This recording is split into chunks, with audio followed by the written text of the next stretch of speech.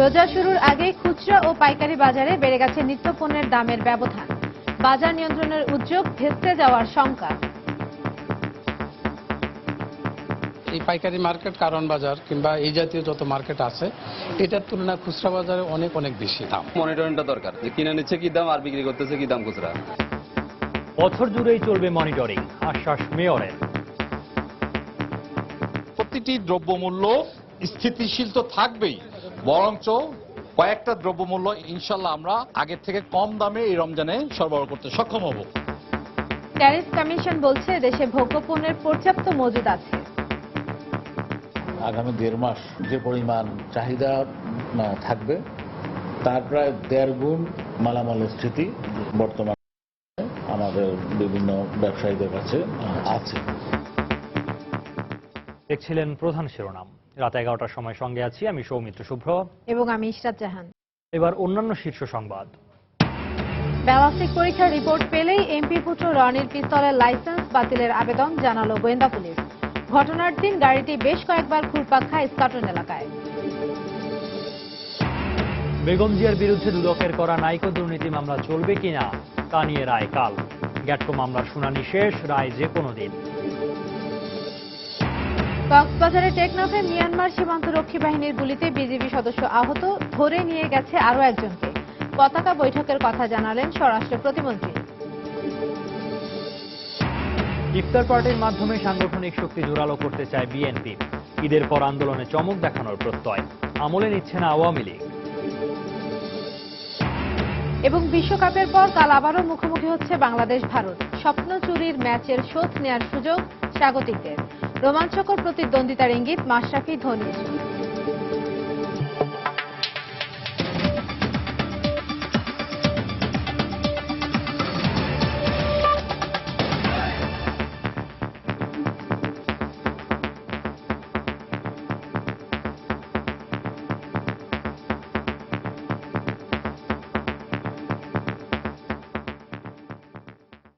আজ দেশের কোথাও পবিত্র রমজান মাসের চাঁদ দেখা যায়নি। এ কারণে শুক্রবার থেকে শুরু হবে রোজা। রাজধানীর বাইতুল মোকাররম জাতীয় মসজিদে ইসলামিক ফাউন্ডেশন মিলনায়তনে ধর্মমন্ত্রী অধ্যক্ষ মতিউর রহমান সংবাদ সম্মেলনে এই কথা জানান। কাল বৃহস্পতিবার দিবাগত রাতে সেহরি খাওয়ার মধ্য দিয়ে সিয়াম পালন শুরু করবেন ধর্মপ্রাণ মুসলমানরা। সকল জেলা প্রশাসন, ইসলামিক ফাউন্ডেশনের প্রধান কার্যালয়, বিভাগীয় ও জেলা কার্যালয় সমূহ হতে প্রাপ্ত তথ্য নিয়ে পর্যালোচনা করে দেখা যায় যে বুধবার সন্ধ্যায় বাংলাদেশের আকাশে কোথাও পবিত্র রমজান মাসের চাঁদ দেখা যাওয়ার সংবাদ পাওয়া যায়নি। 19 জুন 2015 খ্রিস্টাব্দ শুক্রবার থেকে পবিত্র রমজান মাস গণনা করা হবে। মাহে রমজান উপলক্ষে দেশবাসীকে জানাই আগাম শুভেচ্ছা ও মোবারকবাদ। ব্যালিস্টিক পরীক্ষার রিপোর্ট হাতে পেলে এমপি পুত্র বখতিয়ার আলম রনির পিস্তলের লাইসেন্স বাতিলের আবেদন করা হবে বলে জানিয়েছেন গোয়েন্দা পুলিশের যুগ্ম কমিশনার মনিরুল ইসলাম। এদিকে ঘটনাস্থলে পাশের একটি ভবনের 13 এপ্রিল মধ্যরাতে সিসি ক্যামেরার ফুটেজে দেখা গেছে রনিকে বহনকারী প্রাডো গাড়িটি বেশ কয়েকবার ইস্কাটন এলাকা অতিক্রম করেছে। খান মোহাম্মদ রুমেলের রিপোর্ট। রাজধানীর ইস্কাটনের যে এলাকায় রনির গুলিতে দুজন মারা গেছেন বলে গোয়েন্দা পুলিশ দাবি করছে, তার পাশের একটি ভবনের নিরাপত্তা ক্যামেরার ফুটেজে দেখা যায় সেখান দিয়ে বেশ কয়েকবার অতিক্রম করেছে রনিকে বহনকারী কালো রঙের একটি প্রাডো জিপ। ঘটনার পর পুলিশ জানিয়েছিল ওই দিন রাতে মগবাজারে এক বন্ধুকে নামিয়ে ফেরার পথে ইস্কাটনে যানজটে পড়লে গুলি ছোড়েন রনি। আর গুলির ঘটনাটি যেখানে ঘটেছিল তার অপর পাশের রাস্তায় ছিল সিসি ক্যামেরা, ফলে গুলি ছোড়ার স্পষ্ট কোনো ছবি ক্যামেরায় ধরা পড়েনি। গোয়েন্দা পুলিশ বলছে গুলি করার কথা প্রাথমিকভাবে তাদের কাছে স্বীকার করেছে রনি। তার যে লাইসেন্সকৃত অস্ত্র থেকে গুলি হয়েছে বলে সেও স্বীকার করেছে, আমাদের জিজ্ঞাসাবাদে তার ড্রাইভার স্বীকার করেছে। তো সেটির ভিত্তিতে এবং ব্যালিস্টিক রিপোর্ট পেলে আমরা, অর্থাৎ ব্যালিস্টিক রিপোর্টেও যদি পরীক্ষায় যদি সেটি প্রমাণিত হয় তাহলে তার যে লাইসেন্স, অস্ত্রের লাইসেন্স, সেটি বাতিলের জন্য আমরা হয়তো যথাযথ কর্তৃপক্ষের মাধ্যমে আবেদন জানাবো। রনিকে হয়রানিমূলকভাবে গ্রেপ্তার করা হয়েছে বলে তার আইনজীবী যে দাবি করেছেন তা সঠিক নয় বলেও দাবি করেন গোয়েন্দা কর্মকর্তা। আইনজীবী অভিযোগ করার চেষ্টা করেছে যে তাকে হয়রানিমূলকভাবে গ্রেপ্তার করা হয়েছে। এই বিষয়টি সঠিক নয়। আসলে আপনারা জানেন যে সুনির্দিষ্ট তথ্য প্রমাণের, সাক্ষ্য প্রমাণের ভিত্তিতেই মূলত বখতিয়ার আলম রনিকে গ্রেপ্তার করা হয়েছে। সব ধরনের প্রভাব মুক্ত হয়ে সম্পূর্ণ নিরপেক্ষভাবে এই মামলার তদন্ত চলছে বলে আবারও দাবি করেন গোয়েন্দা পুলিশের যুগ্ম কমিশনার। খান মোহাম্মদ রুমেল, সময় সংবাদ, ঢাকা। বিএনপি চেয়ারপারসন বেগম খালেদা জিয়ার বিরুদ্ধে দুদকের করা নাইকো দুর্নীতি মামলা চলবে কিনা এ বিষয়ে কাল রায় দেবেন হাইকোর্ট। রায় ঘোষণার জন্য মামলাটি আগামীকালের কার্যতালিকায় রাখা হয়েছে। দুদক ও বেগম জিয়ার আইনজীবী উভয়ের প্রত্যাশা রায় তাদের পক্ষেই যাবে। এদিকে বেগম জিয়ার বিরুদ্ধে গ্যাটকো দুর্নীতি মামলার রুলের শুনানি শেষ হয়েছে। এ বিষয়ে যে কোনো দিন রায় দেবেন হাইকোর্ট। আজ শুনানি শেষে হাইকোর্টের একটি বেঞ্চ রায় অপেক্ষমান রাখেন। আফজাল হোসেনের রিপোর্ট। কানাডীয় কোম্পানি নাইকোর সঙ্গে তেল গ্যাস অনুসন্ধান চুক্তির মাধ্যমে রাষ্ট্রের 10,000 কোটি টাকা ক্ষতির অভিযোগে বিএনপি চেয়ারপারসন বেগম খালেদা জিয়ার বিরুদ্ধে দুদকের করা নাইকো মামলাটি হাইকোর্টের নির্দেশে 7 বছর ধরে স্থগিত রয়েছে। একই সাথে মামলাটিতে স্থায়ী জামিনে আছেন বেগম জিয়া। তবে মামলা সচলে দুদক এবং মামলা বাতিল চেয়ে বেগম জিয়ার এক আবেদনের শুনানি শেষে গত 28 মে মামলাটিতে যে কোনো দিন রায় দেওয়ার আদেশ দেন আদালত। বুধবার দুদক ও বেগম জিয়ার আইনজীবীরা জানিয়েছেন বৃহস্পতিবার দুপুরে বেগম জিয়ার বিরুদ্ধে নাইকো মামলা চলবে কিনা এ বিষয়ে রায় দিবেন হাইকোর্ট। দুদকের আইনজীবীর প্রত্যাশা রায় তাদের পক্ষেই যাবে। খালেদা জিয়া একটা ফৌজদারি মামলা চ্যালেঞ্জ করেছেন রিট জুরিসডিকশনে। ফৌজদারি মামলা রিট জুরিসডিকশনে চ্যালেঞ্জ করার এখতিয়ার নাই এবং সেটা আমরা আপিল বিভাগের নজির এখানে দেখিয়েছি। শেখ হাসিনার নাইকোর কেস আর খালেদা জিয়ার নাইকোর কেসের মধ্যে কোথায় কোথায় তফাৎ। আমি আশাবাদী যে আমরা ন্যায় বিচার পাবো। তবে বেগম জিয়ার আইনজীবীরা মনে করেন হাইকোর্টে ন্যায় বিচার পাবেন বেগম জিয়া। আজকে মাননীয় প্রধানমন্ত্রী শেখ হাসিনার বিরুদ্ধে যে দায়েরকৃত, যিনি চুক্তিটি ইনিশিয়েট করেছেন, সেই মামলাটা খারিজ করে দিয়েছে। যেহেতু শেখ হাসিনার মামলাটা খারিজ হয়েছে, আমরা আশা করি অবশ্যই বেগম খালেদার বিরুদ্ধে দায়েরকৃত নাইকো মামলাটা খারিজ হবে। এদিকে বেগম জিয়ার বিরুদ্ধে গ্যাটকো দুর্নীতি মামলা রুলের শুনানি বুধবার শেষ হয়েছে। এ বিষয়ে যে কোনো দিন রায় দিবেন হাইকোর্ট। আর জিয়া অরফানেজ ট্রাস্ট ও জিয়া চ্যারিটেবল ট্রাস্ট দুর্নীতি মামলায় হাজিরা দিতে বৃহস্পতিবার বকশীবাজারের অস্থায়ী আদালতে যাবেন বেগম জিয়া, এমনটাই জানিয়েছেন তার আইনজীবী সানাউল্লাহ মিয়া। আফজাল হোসেন, সময় সংবাদ, ঢাকা। দেখছেন রাত 11টার সময়। রমজান মাস জুড়ে ইফতার পার্টিকে কেন্দ্র করে সরগরম হতে যাচ্ছে দেশের রাজনৈতিক অঙ্গন। এর মাধ্যমে সাংগঠনিক শক্তি জোরদার করে ঈদের পর আন্দোলনে চমক দেখাতে চায় বিএনপি। অন্যদিকে রাজনৈতিক নয়, শুধুমাত্র ধর্মীয় উদ্দেশ্যে ইফতার পার্টি করে নেতাকর্মীদের মাঝে মেলবন্ধন গড়ে তুলতে চায় আওয়ামী লীগ। বিএনপির ঘুরে দাঁড়ানোর ঘোষণা মোটেই আমল নিচ্ছে না তারা। সালাউদ্দিন সুমনের রিপোর্ট। রমজানকে কেন্দ্র করে প্রতি বছর দেশ জুড়ে ইফতার পার্টির আয়োজন রূপ নেয় অন্যরকম এক ধর্মীয় উৎসবে। এবারও এই অনুষঙ্গে সামিল হতে প্রস্তুত রাজনৈতিক দলগুলো। রমজানের প্রথম দিন থেকে শেষ দিন পর্যন্ত কেন্দ্রীয়ভাবে বেশ কয়েকটি ইফতার পার্টির আয়োজন করতে যাচ্ছে বিএনপি। ক্ষমতাসীন আওয়ামী লীগও থেমে নেই। কেন্দ্র থেকে তৃণমূল মাসব্যাপী সর্বত্রই ইফতার পার্টির পরিকল্পনা চূড়ান্ত করেছে দলটি। সঙ্গত কারণেই রমজানে রাজনীতি পেতে যাচ্ছে ভিন্ন মাত্রা। এবারও আমরা দলীয়ভাবে আমাদের বিভিন্ন সামাজিক রাজনৈতিক ইফতার মাহফিলের অনুষ্ঠান থাকবে। কেন্দ্রীয়ভাবে প্রায় 5-6টি অনুষ্ঠান করা হবে, যার মধ্যে কূটনৈতিকদের দাওয়াত দেই, আরেকটাতে বিশিষ্ট নাগরিকদের দাওয়াত দেই। ইফতার পার্টির মাধ্যমে নেতাকর্মীদের মনোবল চাঙ্গা করে বিএনপির সাংগঠনিক ভিত্তি শক্ত করতে চাইলেও এ নিয়ে রাজনীতি করতে চায় না আওয়ামী লীগ। এই সিয়াম সাধনার মাসকে আমরা পবিত্রতা রক্ষা করতে চাই। এটার মধ্যে রাজনীতির উদ্দেশ্যে আমরা ইফতার পার্টি করব, এই ধরনের মানসিকতা আমরা পোষণ করি না। আমি এবারে ইফতারগুলি কেবল ধর্মীয় অনুষ্ঠান হিসেবে দেখছি না, আমি মনে করি এগুলি আমাদের সাংগঠনিক যে দুর্বলতা আছে সেগুলি কাটিয়ে ওঠার জন্য সহায়ক হবে। রমজানে দল গুছিয়ে ঈদের পর আন্দোলনের মাঠে নতুনভাবে নামতে প্রত্যয়ী বিএনপি। লক্ষ্য যদি আমরা অর্জন করতে চাই, তাহলে আমাদেরকে নির্বাচন কমিশন এবং এই সরকারকে বদলাতে হবে। এছাড়া সম্ভব হবে বলে আমি মনে করি না। সেই লক্ষ্যেই ঈদের পরে একটা নতুন অধ্যায় শুরু হবে। তবে এ নিয়ে যেন কোনো মাথা ব্যথা নেই ক্ষমতাসীনদের। বিএনপি নেত্রী বেগম খালেদা জিয়া প্রতিবারই কিন্তু উনি জনসভায় প্রকাশ্যেই বলেছিলেন যে আগামী ঈদের পর থেকে তীব্র আন্দোলন গড়ে তোলা হবে, সরকার পতন আন্দোলন করা হবে। ওনার সেই তীব্র আন্দোলন জনগণ আর চোখে দেখেনি। ওনার কর্মীরাও সেই তীব্র আন্দোলন কি সেটা মানেও বোঝে নাই। নতুন অধ্যায়ের কথা বললেও ঈদের পর আন্দোলনের কি কৌশল হবে তা এখনই জানাতে চাননি বিএনপির এই শীর্ষ নেতা। সালাউদ্দিন সুমন, সময় সংবাদ, ঢাকা। এদিকে আওয়ামী লীগ নেতারা বলেছেন, বেগম খালেদা জিয়া নেতাকর্মীদের যতই উজ্জীবিত করার চেষ্টা করুন না কেন, বিএনপি আর শির দ্বারা সোজা করে দাঁড়াতে পারবে না। জাতীয় প্রেস ক্লাবে সকালে বঙ্গমাতা পরিষদের এক আলোচনা সভায় বক্তব্য রাখেন তারা। এ সময় বক্তারা বেগম জিয়াকে জঙ্গিবাদের সবচেয়ে বড় পৃষ্ঠপোষক বলে আখ্যায়িত করেন। বেগম খালেদা জিয়া, আপনি পার পাবেন না। আপনি যতই আপনার নেতা কর্মীদের উজ্জীবিত করার চেষ্টা করেন না কেন, কোনো লাভ হবে না। বিএনপির দিন শেষ। বিএনপি কোনো অবস্থাতেই আর শীত দ্বারা সোজা করে দাঁড়াতে পারবে না। 2001 থেকে 2006 পর্যন্ত বাংলাদেশে জঙ্গিদের গডফাদার তারেক রহমান, সবচেয়ে বড় পৃষ্ঠপোষক খালেদা জিয়া, এবং বিএনপি বাংলাদেশে আজকে যে জঙ্গিবাদের, এই যে বাংলাদেশের যে জঙ্গিবাদের উৎপাত, এর জন্য সবচেয়ে বড় ভূমিকা বিএনপির, এবং বিএনপি তার জন্য দায়ী। তাদের সহায়ক শক্তি হিসাবে, এজেন্ট হিসাবে এই সরকারের মূল শক্তি তখন কাজ করে বলেই আজকে বাংলাদেশে সরকারের আইন শৃঙ্খলা রক্ষাকারী বাহিনীকে এরকম তৎপর হতে হচ্ছে। বিএনপি জামাত বারংবার হরতাল ডেকে হরতালকে একটি কৌতুকে পরিণত করেছে। আজকে সমগ্র দেশের মানুষ এই হরতালকে প্রত্যাখ্যান করেছে।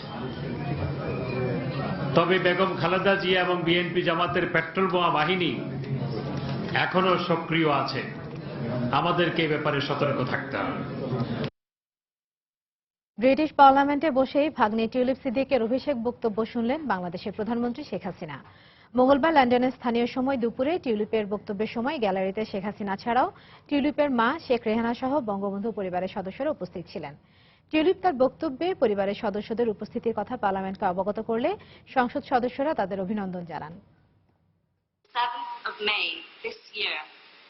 এবছর 7 মে ব্রিটেনের জনগণ আমাকে তাদের প্রতিনিধি হিসেবে নির্বাচিত করেছে। আমি একজন রাজনৈতিক পরিবারের সন্তান। আমার মা কিলবার্নে আসেন 70-এর দশকে, কারণ তার পরিবারের 19 জন সদস্যকে নিজ বাড়িতে নৃশংসভাবে হত্যা করা হয়েছিল। বাংলাদেশের জাতির জনকের পরিবারের জীবিত 2 সদস্য হলেন আমার মা ও খালা। আমি আনন্দের সঙ্গে বলতে চাই, তারা দুজনই এই মুহূর্তে এখানে উপস্থিত আছেন।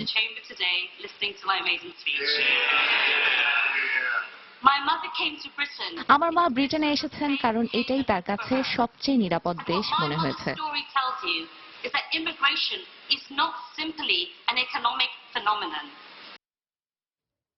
রাত 11টার সময় আরো থাকছে।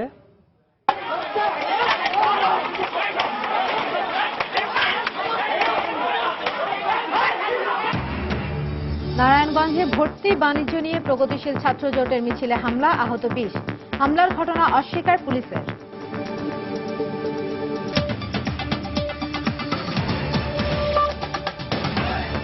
তাই তো সবাই বলে শিল্পাল্লার দিন শেষ, মেগা ডিজিটাল স্কেলে বাংলাদেশ। রোজা শুরুর আগেই খুচরা ও পাইকারি বাজারে বেড়ে গেছে নিত্য পণ্যের দামের ব্যবধান। এই অবস্থা চলতে থাকলে রমজানে বাজার নিয়ন্ত্রণে নেয়ার সরকারের সব উদ্যোগ ভেস্তে যাওয়ার আশঙ্কা পাইকারি ব্যবসায়ীদের। পাশাপাশি বাজার তদারকির নামে ব্যবসায়ীরা যাতে ভোগান্তির শিকার না হন সেদিকেও খেয়াল রাখার পরামর্শ তাদের। এদিকে শুধু রমজান নয়, ভোগ্যপণ্যের বাজার স্বাভাবিক রাখতে বছর জুড়েই মনিটরিং অব্যাহত রাখার আশ্বাস দিয়েছেন ঢাকা দক্ষিণের মেয়র সাইদ খোকন। জুবায়ের ফয়সালের রিপোর্ট। রমজানে অতি প্রয়োজনীয় ভোগ্যপণ্যের বাজারের সবশেষ দামের তথ্য পর্যালোচনায় দেখা যায়, খোলা বাজারে প্রতি কেজি ছোলা বিক্রি হচ্ছে 65 টাকায়, যার পাইকারি দাম সর্বোচ্চ 52 টাকা। একইভাবে চিনির পাইকারি দাম 33 টাকার মতো হলেও খুচরা বাজারে তা বিক্রি হচ্ছে 40 থেকে 42 টাকায়। ভোজ্য তেলের দামের ক্ষেত্রে কিছুটা সামঞ্জস্য থাকলেও বেশ গড়মিল দেখা গেছে খেজুর, সেমাই, আটা, ময়দা সহ অধিকাংশ নিত্যপণ্যের। এ কারণে ক্রেতারাও এখন কিছুটা সাশ্রয়ী মূল্যে কেনাকাটা করতে হচ্ছেন পাইকারি বাজারমুখী। খুচরা বাজার তো এখান থেকে অবশ্যই দাম বেশি, তো আমরা সেটা ছেড়ে একটু প্রাইস যাতে রিজনেবল পাই এই জন্য আসি। পাইকারি হিসাবে 5 কেজি বা 7 কেজি এভাবে যদি নেওয়া হয় তাহলে কিন্তু প্রতি কেজিতে 7-8 টাকা 10 টাকা করে সাশ্রয় হয়। পাইকারি ব্যবসায়ীদের দাবি, গেল কয়েক বছরে বাজারে পণ্য মজুদের প্রবণতা কমলেও নিয়ন্ত্রণ করা যাচ্ছে না খুচরা ব্যবসায়ীদের। তারা বলছেন, রমজানে বাজার স্বাভাবিক রাখতে নজরে রাখা প্রয়োজন খুচরা বিক্রেতাদের কার্যক্রমের দিকেও। প্রতি বছর তো বলে যে দাম বাড়ে গেছে, এবার তা সেরকম বাড়ে নাই। 34-35 টাকা চিনির কেজি, তো এটা তো লবণের সমান হয়ে গেছে। এই জন্য তো মনিটরিংটা দরকার, যে এই মনিটরিংটা দোনো জায়গায় মনিটরিংটা করলে সবচেয়ে ভালো হয় না? যে কিনে নিচ্ছে কি দাম আর বিক্রি করতেছে কি দাম খুচরা। প্রচুর স্টক আছে, আমরা 2-3 মাসে মনে হয় বাজার কোনো বাড়ার সম্ভাবনা নেই। এর মধ্যে যদি আরো ইনপুট হয়ে আসে বাজার কখনোই বাড়বে না। এদিকে সিটি কর্পোরেশনের দাবি, অতীতের যে কোনো সময়ের তুলনায় বাজারে এখন সব পণ্যের দাম কম। মেয়র বলছেন, বাজার কারসাজির কোনো প্রমাণ পেলেই তাৎক্ষণিক ব্যবস্থা নেবে প্রশাসন। নিত্য প্রয়োজনীয় দ্রব্যমূল্য যেগুলো খুব গুরুত্বপূর্ণ, চাল, ডাল, লবণ, তেল থেকে নিয়ে শুরু করে প্রতিটি দ্রব্যমূল্য স্থিতিশীল তো থাকবেই, বরঞ্চ কয়েকটা দ্রব্যমূল্য ইনশাল্লাহ আমরা আগের থেকে কম দামে এই রমজানে সরবরাহ করতে সক্ষম হব। রমজানে নিত্যপণ্যের দাম সহনীয় পর্যায়ে রাখতে এরই মধ্যে টিসিবির বিক্রয় কার্যক্রম শুরুর পাশাপাশি এবছর আগেভাগেই বাজার তদারকিতে নেমেছে সরকার। জুবাইর ফয়সাল, সময় সংবাদ, ঢাকা। রমজানের পর জাতীয় পর্যায়ের কমিটির মাধ্যমে বাজারে ভোজ্য তেলের দাম পুনর্নির্ধারণ করা হবে বলে জানিয়েছেন ট্যারিফ কমিশনের চেয়ারম্যান ডক্টর মোহাম্মদ আজিজুর রহমান। সকালে রাজধানী সেগুনবাগিচায় ট্যারিফ কমিশন কার্যালয়ে কথা বলেন তিনি। এছাড়াও দেশে বর্তমানে ভোগ্যপণ্যের যে মজুদ রয়েছে তা দিয়ে আগামী 1.5 মাস বাজার চাহিদা মেটানো সম্ভব হবে বলেও জানান তিনি। সানবির উপলের রিপোর্ট।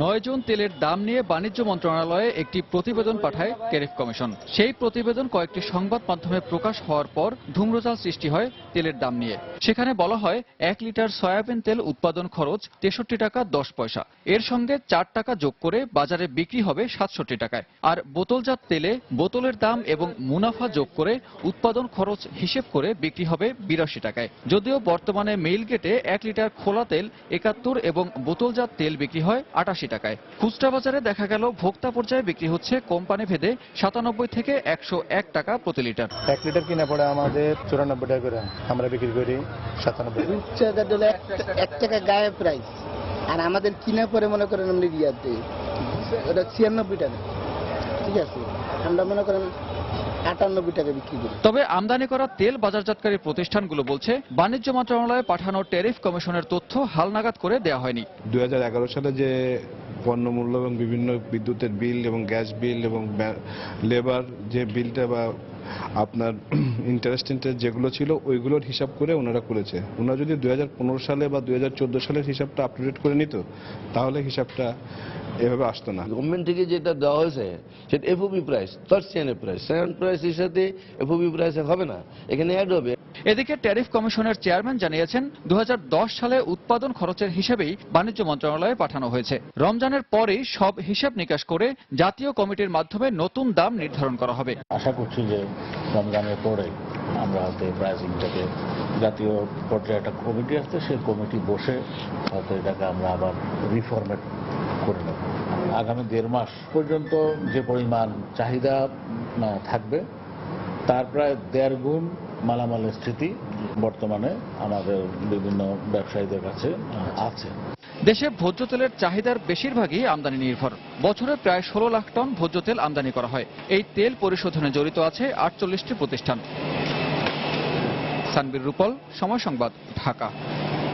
কক্সবাজারের টেকনাফে মিয়ানমার সীমান্তরক্ষী বাহিনী বিজিপির গুলিতে বাংলাদেশ সীমান্তরক্ষী বাহিনী বিজিবির এক সদস্য আহত হয়েছেন। তাকে চট্টগ্রাম সম্মিলিত সামরিক হাসপাতালে ভর্তি করা হয়েছে। সকালে বিজিবির Cox's Bazar sector commander colonel M Anisur Rahman এ তথ্য নিশ্চিত করেন। তিনি জানান, ভোরে নাফ নদীর জাদিমুরা পয়েন্টে বিজিবির একটি টহল দলকে লক্ষ্য করে গুলি ছোড়ে বিজিবি। এতে টেকনাফ বিজিবি সদস্য বিপ্লব গুলিবিদ্ধ হন। গুলি বিনিময়ের এক পর্যায়ে Teknaf BGB platoon commander Naik রাজ্জাককে ধরে নিয়ে যায় মিয়ানমার সীমান্তরক্ষী বাহিনী। এদিকে গুলিবিদ্ধ বিপ্লবকে উদ্ধার করে প্রথমে কক্সবাজার সদর হাসপাতালে, পরে উন্নত চিকিৎসার জন্য চট্টগ্রাম সম্মিলিত সামরিক হাসপাতালে ভর্তি করা হয়।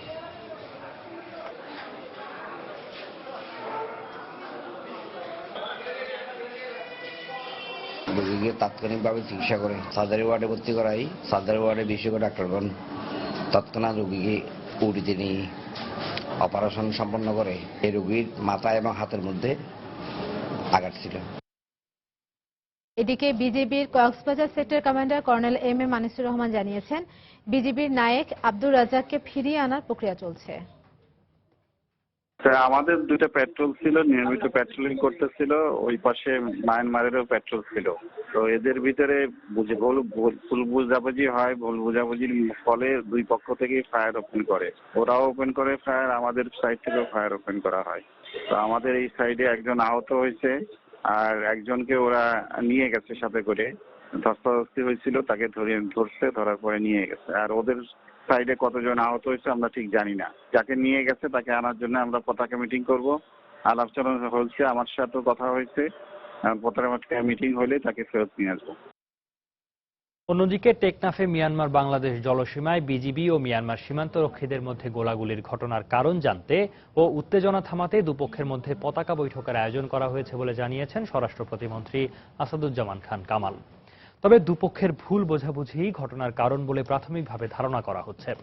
সকালে সাংবাদিকদের তিনি কথা জানান। একই সঙ্গে গুরুত্বপূর্ণ ব্যক্তিদের আনসারুল্লাহ বাংলা টিমের পক্ষ থেকে হত্যার হুমকির কারণে নিরাপত্তা ব্যবস্থা নেওয়া হয়েছে বলেও জানান তিনি। অপহরণ করা হয়নি, এটা ভুল বোঝাবুঝি হয়েছে।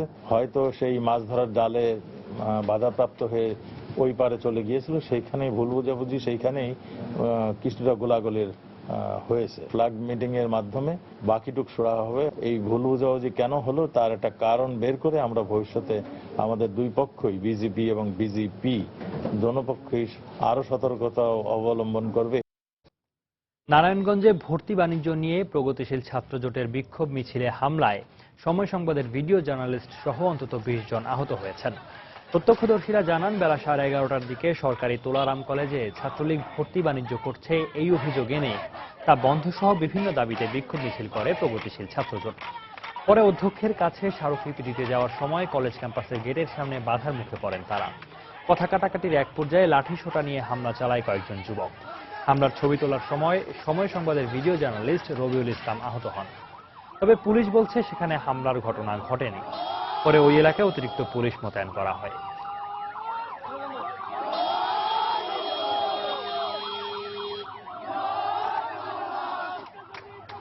কাঠ, বাঁশ, লাঠি, মানে যা হাতের কাছে পাওয়া গেছে আর কি, ছোড়া, এইগুলি সব হচ্ছে ক্যাম্পাসের ভেতর থেকে নিয়ে পেছনের গেট, কলা ভবনের যে পেছনের দরজা, সেটা দিয়ে বের হয়ে এসে আমাদের মিছিলের সাইড থেকে হচ্ছে হামলা। পড়াশোনার যে বর্তমান যে আধুনিক যে আইডিয়া বা আধুনিক যে প্রসেস, এই সম্পর্কে তারা মনে হয় কিছুই জানে না, যার কারণে তারা শুধু চারিদিকে চিল্লাচিল্লি করে ভর্তি বাণিজ্য, কিন্তু সত্যিকার অর্থে অনলাইন পদ্ধতিতে, SMS পদ্ধতিতে কখনো কোনো জায়গায়, কোনো বিশ্ববিদ্যালয়ে কোথাও ভর্তি বাণিজ্য করার কোনো বিন্দু পরিমাণ সুযোগ নেই। সংঘর্ষে তারা এখানে বিভিন্ন দাবি দাওয়া নিয়ে দেশে মিছিল করে, আর আপনার ছাত্রলীগ হত্যা বিরোধী মিছিল করে। পুত্র হত্যা মামলার দ্রুত তদন্তের আবেদন নিয়ে দেখা করতে গিয়েছিলেন পুলিশ কর্মকর্তার কাছে। দেখা হয়নি। তবে ফেরার পথে সন্ত্রাসীদের হুমকিতে অসুস্থ বোধ করায় হাসপাতালে নেয়ার পর মারা গেছেন একজন হতবাক পিতা। আজ রাজধানীতে এই ঘটনা ঘটে। স্বজনরা জানান, 8 মাস আগে রাজধানী হাজারীবাগে সন্ত্রাসীদের হাতে খুন হন নান্নু মিয়ার ছেলে জাহিদ। এই ঘটনায় স্থানীয় কয়েকজন সন্ত্রাসীর নাম উল্লেখ করে আদালতে মামলা করা হলে সন্ত্রাসীরা নান্নু মিয়া সহ পরিবারের সদস্যদের হুমকি দিতে শুরু করে। বর্তমানে ডিবির অধীনে চলমান মামলার কাজ দ্রুত করতে পুলিশ পরিদর্শকের সঙ্গে দেখা করার উদ্যোগ নিলে আবারও শুরু হয় ভয়ভীতি দেখানো। এরই এক পর্যায়ে শারীরিকভাবে অসুস্থ হয়ে মারা যান নান্নু মিয়া। এই ঘটনায় হাজারীবাগের স্থানীয় কিছু মাদক ব্যবসায়ীর বিরুদ্ধে অভিযোগের পাশাপাশি জীবনের নিরাপত্তা নিয়ে শঙ্কার কথা জানান স্বজনরা।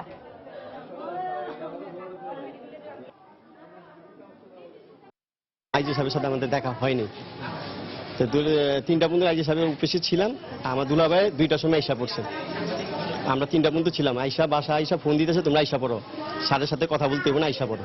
তা আমরা আসছি। আইসা পরে দুলাভাই বললাম, দুলাভাই বললো যে তোরা কি আমাকে মেরে হালতে চাস, এইটু বইলা দুলাভাই পড়ে গেছে খারাপ থেকে। 2-3 জন ধরে মেডিকেল নিয়ে আসলাম। আইসা পর শুনিতে মারা গেছে। সবসময় মনে বলতো, তোমার ভাইকে আমার সাথে দাও, বাইরে চাকরিতে দিও না, আমার হুমকি তুমকি দেয়, আমার রাস্তায় চলতে ভয় লাগে। যুক্তরাজ্যের 6 দিনের ব্যক্তিগত সফর শেষে দেশের উদ্দেশ্যে লন্ডন ত্যাগ করেছেন প্রধানমন্ত্রী শেখ হাসিনা। বাংলাদেশ বিমানের BG016 ফ্লাইটে করে প্রধানমন্ত্রী ও তার সফর সঙ্গীরা স্থানীয় সময় বিকেল 6:15 এবং বাংলাদেশ সময় রাত 11:15 হিথ্রো ইন্টারন্যাশনাল এয়ারপোর্ট ত্যাগ করেন। যুক্তরাজ্যে নিযুক্ত বাংলাদেশের হাই কমিশনার আব্দুল হান্নান বিমানবন্দরে প্রধানমন্ত্রীকে বিদায় জানান। এর আগে হিলটন হোটেলে স্থানীয় আওয়ামী লীগ ও কমিউনিটি নেতৃবৃন্দ তাকে বিদায় জানান। বৃহস্পতিবার সকাল 9:30টায় বিমানটি সিলেট ওসমানী বিমানবন্দরে অবতরণ করবে বলে জানা গেছে। সেখানে 1 ঘন্টা যাত্রা বিরতির পর ঢাকার হযরত শাহজালাল আন্তর্জাতিক বিমানবন্দরে বেলা 11:10 অবতরণ করার কথা রয়েছে বিমানটির।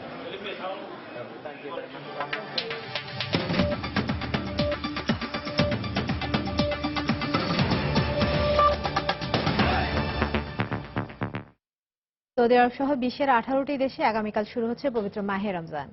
গতকাল সৌদি আরবের সুপ্রিম কোর্ট এই ঘোষণা দেন। সৌদি সংবাদ মাধ্যম জানায়, সৌদি আরব ছাড়াও কুয়েত, কাতার, সংযুক্ত আরব আমিরাত, Bahrain, Iraq, Syria, Yemen, Jordan, ফিলিস্তিন, তুরস্ক, মিশর, লিবিয়ার মুসলমানদের বুধবার মধ্যরাতে সেহরি খেতে হবে। এছাড়াও জাপান, ইন্দোনেশিয়া, মালয়েশিয়া এবং ইউরোপের দেশ ফ্রান্স ও বেলজিয়ামে একই দিন থেকে রমজান শুরু হবে।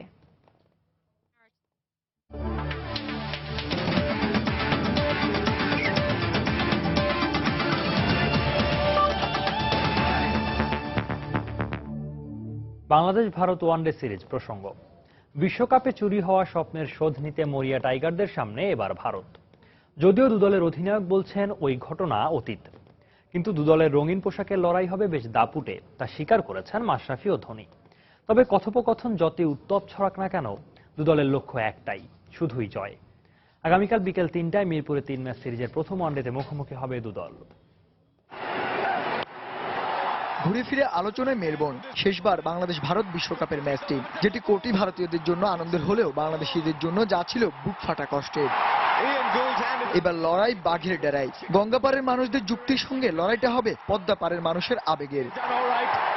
কিন্তু পেশাদার বলে দুদলের অধিনায়ক এসব নিয়ে ভাবছেন না। মাঠে খেলার যুদ্ধ থাকেই, কিন্তু আমার মনে হয় না যে যেটা হয়ে গেছে প্রায় ৩-৪-৫ মাস আগে, সেটা নিয়ে এখন কোনো টিমের কোনো প্লেয়ারই সেটা মনে রেখেছে। We have not had any incident on the field, which I feel is very important, as far as sports is concerned. তবে মুখে না বললেও স্মৃতির পাতা থেকে তা হারায় কি করে। ইনজুরি হতে ফেরা মাশরাফি বল ও ব্যাট হাতে নিজেকে প্রস্তুত করেছেন। অভিজ্ঞ সাকিব তামিমরাও প্রস্তুত। এই সঙ্গে টাইগারদের হয়ে মাঠ কাঁপাতে যাচ্ছেন অভিষিক্ত দুজন ক্রিকেটার। বাংলাদেশের ড্রেসিং রুমে পরিকল্পনা একটাই, তা হলো সিরিজে প্রথম ম্যাচ জিতে খেলতে হবে মর্যাদার চ্যাম্পিয়ন্স ট্রফিতে। ওয়ার্ল্ডের যত ভালো টিম আছে এখন, যারা ওয়ানডে অ্যাটলিস্ট ভালো খেলছে, তাদের ভেতর পরিসংখ্যান দেখলে আমি বলবো যে আমরা সবার থেকে টপে আছি। ম্যাক্সিমাম প্লেয়ার যদি মোটামুটি ফর্মে থাকে, তো আমার বিশ্বাস যে খেলাটা খুব ভালো হবে ইনশাআল্লাহ। এদিকে আইসিসি র্যাঙ্কিং এ 2 নম্বর দেশ ভারত ভালোই জানে ছাড় দেবে না ফর্মের তুঙ্গে থাকা বাংলাদেশ। নিজেদের ব্যাটিং শক্তির উপর আস্থা আছে টিম ইন্ডিয়ার। সেই সঙ্গে ভারতের অনুপ্রেরণা টাইগারদের সঙ্গে 29 ম্যাচে 25 জয় পাওয়া। তাই তো নিজেদের শক্তি জানিয়ে দিয়ে সিরিজ জেতার ঘোষণা দিলেন Dhoni. Well, to win the series is first and foremost. বাংলাদেশের তরুণ ক্রিকেটাররা নিজেদের প্রমাণ করতে চায়, এটা ভালো দিক। তবে আমাদের শক্তি সম্পর্কে আমরা জানি, ব্যাটিং ও বোলিং এ আমাদের ক্রিকেটাররা বিশ্বসেরা। বৃষ্টি খানিকটা সমস্যা করলেও আমাদের টার্গেট সিরিজ জেতা। For us to switch on, we do that and try to get as many runs as possible. তবে সাম্প্রতিক পরিসংখ্যান টাইগারদের পক্ষে, কারণ গেল 14 ওয়ানডেতে 11টিতে জিতেছে টিম বাংলাদেশ। 2014 সালে 17 জুন ভারতকে মিরপুরের মাটিতে 105 রানে গুটিয়ে দিয়েও 58 রানে অল আউট হয়েছিল টিম বাংলাদেশ। তবে এক বছর পর বাংলাদেশ দল এখন অনেক বেশি পরিণত, অনেক বেশি শানিত ও আরো ধারাবাহিক। তাই তো বদলে যাওয়া টিম বাংলাদেশের এখন চ্যালেঞ্জ শুধুমাত্র এই ম্যাচ জয় নয়, চ্যাম্পিয়ন্স ট্রফিতে খেলার যোগ্যতা অর্জন করা। তবে ব্যাটিং শক্তিশালী ভারতের বিপক্ষে তা কি সহজ হবে? মিরপুর শেরেবাংলা স্টেডিয়াম থেকে শান্ত বিশ্বাস, সময় সংবাদ, ঢাকা। রাত 11টার সময় এ পর্যায়ে শীর্ষ সংবাদগুলো জানিয়ে দিচ্ছি আরেকবার। ব্যালাস্টিক পরীক্ষার রিপোর্ট পেলেই এমপি পুত্র রনির পিস্তলের লাইসেন্স বাতিলের আবেদন জানালো গোয়েন্দা পুলিশ। ঘটনার দিন গাড়িটি বেশ কয়েকবার ঘুরপাক খায় ইস্কাটন এলাকায়। বেগম জিয়ার বিরুদ্ধে দুদকের করা নাইকো দুর্নীতি মামলা চলবে কিনা তা নিয়ে রায় কাল। গ্যাপকোর মামলার শুনানি শেষ, রায় যে কোনো দিন। ইফতার পার্টির মাধ্যমে সাংগঠনিক শক্তি জোরালো করতে চায় বিএনপি। ঈদের পর আন্দোলনে চমক দেখানোর প্রত্যয়, আমলে নিচ্ছে না আওয়ামী লীগ। রোজার আগে খুচরা ও পাইকারি বাজারে বেড়েছে নিত্যপণ্যের দামের ব্যবধান। বছর জুড়েই চলবে মনিটরিং, আশ্বাস মেয়রের। ট্যারিফ কমিশন বলছে ভোগ্য পণ্যের পর্যাপ্ত মজুদ আছে। এবং বিশ্বকাপের পর কাল আবারও মুখোমুখি হচ্ছে বাংলাদেশ ভারত। স্বপ্ন চুরির ম্যাচের শোধ নেয়ার সুযোগ স্বাগতিকদের। রোমাঞ্চকর প্রতিদ্বন্দ্বিতার ইঙ্গিত মাশরাফি ধোনির। দর্শক, এ ছিল রাত 11টার সময়। যে কোনো খবর পেতে ভিজিট করুন সময়নিউজ.tv। সঙ্গে থাকুন সময়।